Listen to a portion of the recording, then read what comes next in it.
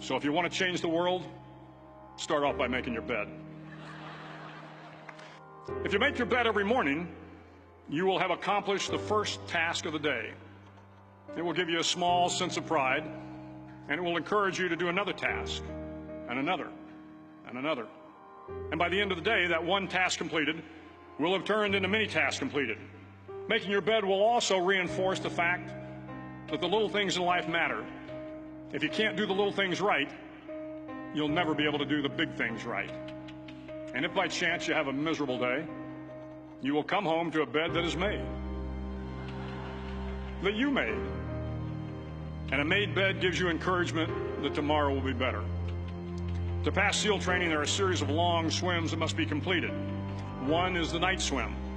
Before the swim, the instructors joyfully brief the students on all the species of sharks that inhabit the waters off San Clemente. They assure you, however, that no student has ever been eaten by a shark, at least not that they can remember. But you are also taught that if a shark begins to circle your position, stand your ground. Do not swim away. Do not act afraid.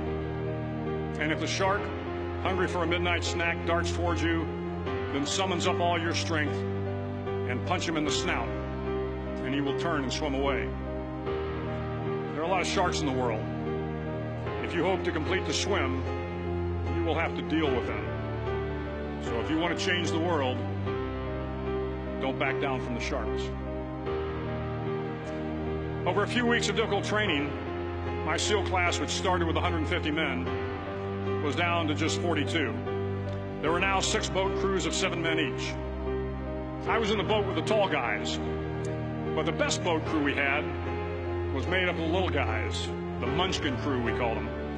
No one was over 5'5". The Munchkin boat crew had 1 American Indian, 1 African American, 1 Polish American, 1 Greek American, 1 Italian American, and 2 tough kids from the Midwest. They out-paddled, outran, and out-swam all the other boat crews. The big men in the other boat crews would always make good-natured fun of the tiny little flippers the Munchkins put on their tiny little feet prior to every swim. But somehow these little guys from every corner of the nation and the world always had the last laugh, swimming faster than everyone and reaching the shore long before the rest of us. SEAL training was a great equalizer. Nothing mattered but your will to succeed, not your color, not your ethnic background, not your education, not your social status. If you want to change the world, measure a person by the size of their heart, not by the size of their flippers. The 9th week of training is referred to as Hell Week. It is 6 days of no sleep, constant physical and mental harassment, and 1 special day at the Mud Flats. The Mud Flats are an area between San Diego and Tijuana where the water runs off and creates the Tijuana Sloughs, a swampy patch of terrain where the mud will engulf you.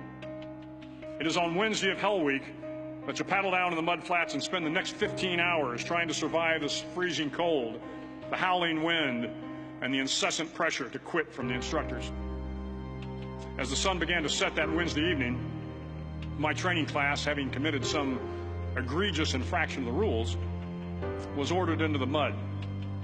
The mud consumed each man till there was nothing visible but our heads.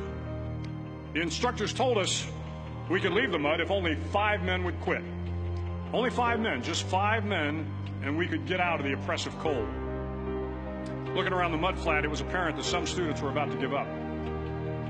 It was still over 8 hours till the sun came up. 8 more hours of bone-chilling cold. The chattering teeth and the shivering moans of the trainees were so loud, it was hard to hear anything.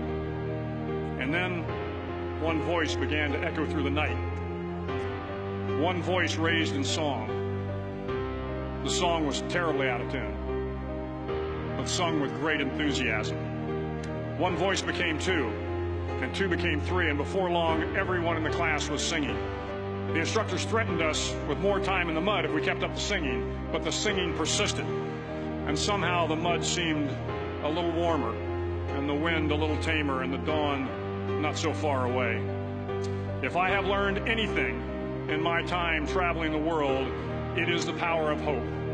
The the power of one person, a Washington, a Lincoln, King, Mandela, and even a young girl from Pakistan, Malala. One person can change the world by giving people hope. So if you want to change the world, start each day with a task completed. Find someone to help you through life. Respect everyone. Know that life is not fair and that you will fail often. But if you take some risks, step up when the times are the toughest, face down the bullies, lift up the downtrodden, and never, ever give up.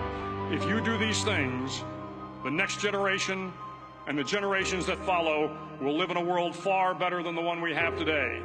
And what started here will indeed have changed the world for the better.